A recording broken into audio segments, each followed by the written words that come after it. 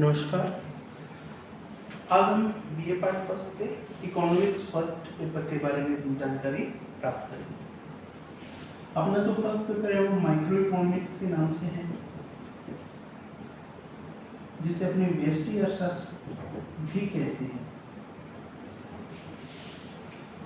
ठीक है सर।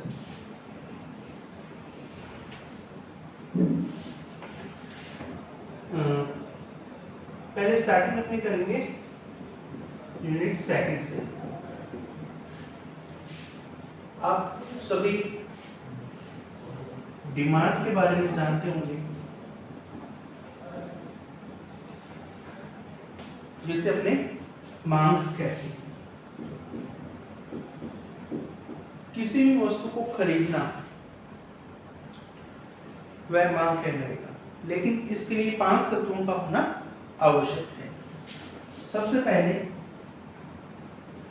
वस्तु को खरीदने की इच्छा।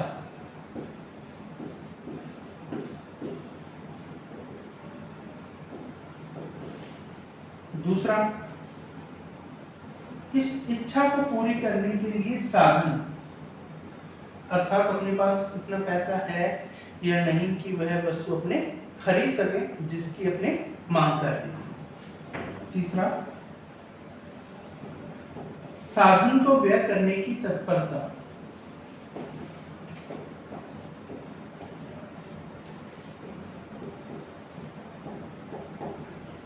यानी कि अपने पास पैसा भी है लेकिन अपने उसको खर्च नहीं करेंगे तो अपनी मांग वह पूरी नहीं होगी। ये जो पहली 3 बातें हैं ये अपनी आवश्यकता को दर्शाती हैं। यदि आवश्यकता में 2 तत्व और सम्मिलित कर दें, निश्चित कीमत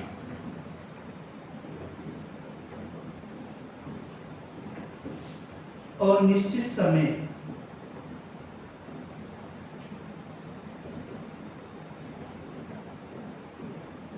तो वह वस्तु की मांग बन जाती है।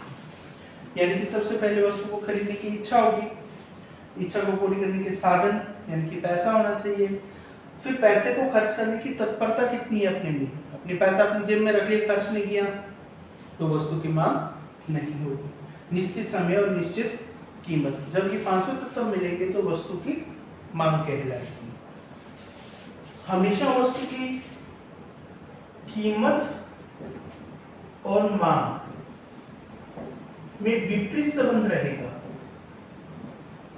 यानी कि अगर वस्तु की कीमत बढ़ेगी तो वस्तु की मांग कम होगी।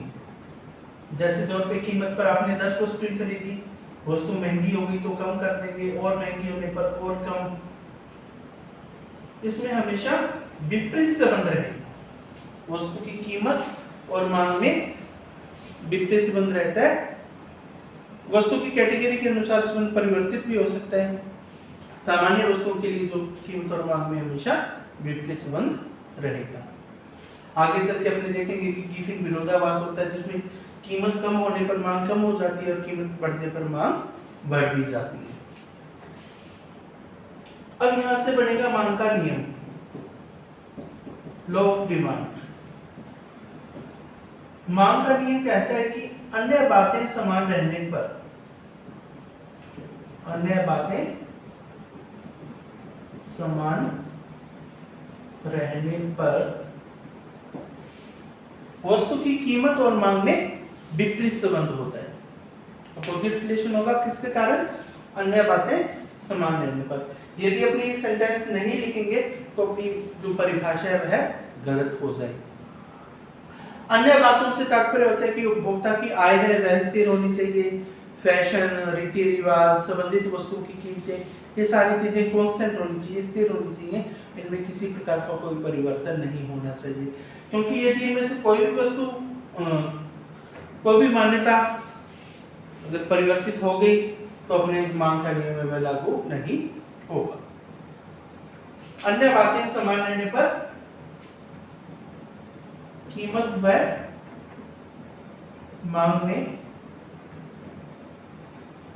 विपरीत या नेगेटिव रिलेशन होगा।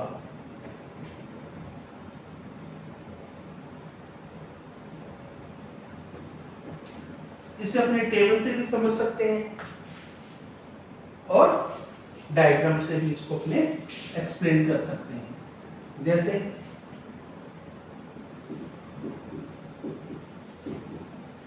दो अक्ष होंगे, अक्षों को नाम देना जरूरी है, उसके बिना अपने डायग्राम समझ भी नहीं आएगा और गलत भी माना जाएगा। इस तरफ वस्तु की कीमत और इस तरफ मांग, एक्स अक्ष पर मांग और वाई अक्ष पर कीमत। जब 2 रुपए कीमत है तो 10 वस्तुओं की मांग है, 4 रुपए पर 8 की, 6 रुपए पर 6 की, 8 रुपए पर 4 की और 10 रुपए पर 2 की। इसको मिलाए तो जो मांग रेखा प्राप्त होगी वह ऋणात्मक ढाल वाली होगी, अर्थात एक वस्तु एक मांग में वृद्धि होगी तो दूसरी में कमी होगी, अर्थात कीमत बढ़ेगी तो मांग कम होगी और कीमत घटेगी तो मांग बढ़ेगी। यह है मांग का नियम। अब आता है मांग के नियम की मान्यता।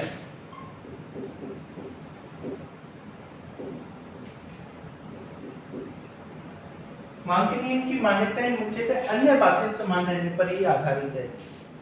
यदि अन्य बातें समान होंगी तो ही मांग का नियम लागू होगा, अदरवाइज मांग का नियम लागू नहीं होगा। वापिस पुनः कीमत और मांग के संबंध को दर्शाने वाली अपनी तालिका बनाएंगे, दर्शाने वाला वक्र बनाएंगे जो कि यह सिद्ध करेगा कि कीमत अगर बढ़ेगी तो वस्तु की मांग में कमी होगी। मांग के नियम के कुछ अपवाद भी होते हैं जिसमें कीमत बढ़ने पर मांग बढ़ती है और कीमत घटने पर मांग कम होती है। ये आगे चल के अपने इसके बारे में भी स्टडी कर लेंगे। अब है अपने मांग से संबंधित टॉपिक।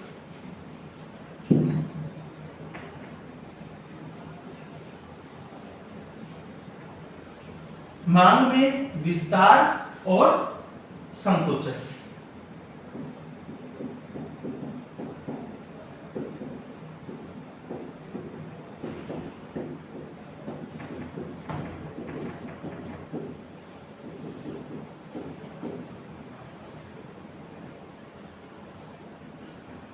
डायग्राम से स्पष्ट हो जाएगा। मांग रेखा है DD, इस तरफ कीमत, एक्स अक्ष पर मांग, पहले कीमत P, मांग Q। अब अपने इसमें ये स्पष्ट करेंगे कि विस्तार कब होगा और संकोचन कब होगा। मांग में विस्तार और संकोचन होता है कि अन्य बातों के समान रहने पर वस्तु की कीमत में क्या परिवर्तन हो रहा है। अन्य बातों के समान रहने पर यदि वस्तु की कीमत बढ़ती है तो संकोचन होगा, कीमत बढ़ने पर संकोचन होगा। और यदि कीमत कम होती है, वस्तु की कीमत कम होगी, P2 रहेगी तो मांग बढ़कर Q2 होगी। ये होगी मांग में विस्तार। ठीक है, विस्तार का मीन आगे की ओर जाना, संकोचन का मीन है पीछे की ओर आना। ये होता है अन्य बातों के समान रहने पर यदि कीमत में परिवर्तन होगा तो या तो विस्तार होगा या संकोचन होगा। इसी से मिलता है मांग में वृद्धि और मांग में कमी।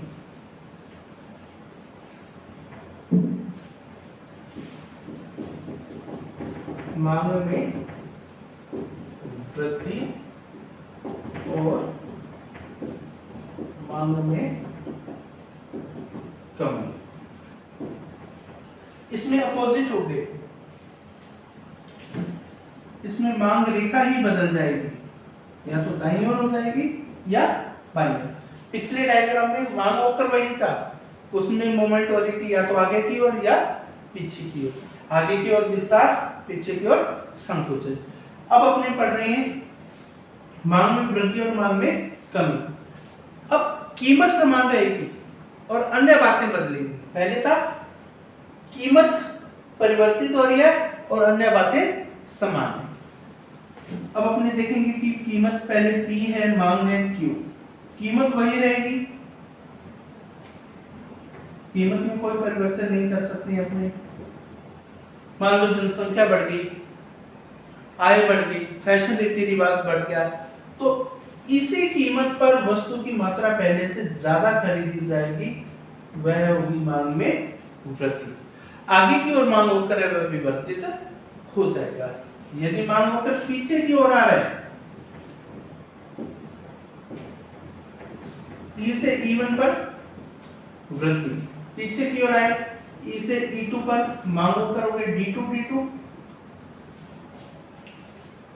अब पीछे आने का मीन क्या, आपकी आय कम हो गई है, जनसंख्या कम हो गई है, फैशन रीति रिवाज उसमें अपोजिट परिवर्तन हो गया है, जिसके कारण उसी कीमत पर वस्तु की मांग पहले से कम हो रही है। यह कहलाता है मांग में कमी। आगे की ओर जाना मांग में वृद्धि, पीछे की ओर आना मांग में कमी। यह मांग से रिलेटेड टॉपिक है अपने, जिसमें अपने सबसे पहले मांग, फिर मांग का नियम, मांग में विस्तार, मांग में संकुचन के बारे में अपने अध्ययन किया। अब अपने देखेंगे मांग के नियम के अपवाद। अपवाद में सबसे पहले है अफवाह फैलना।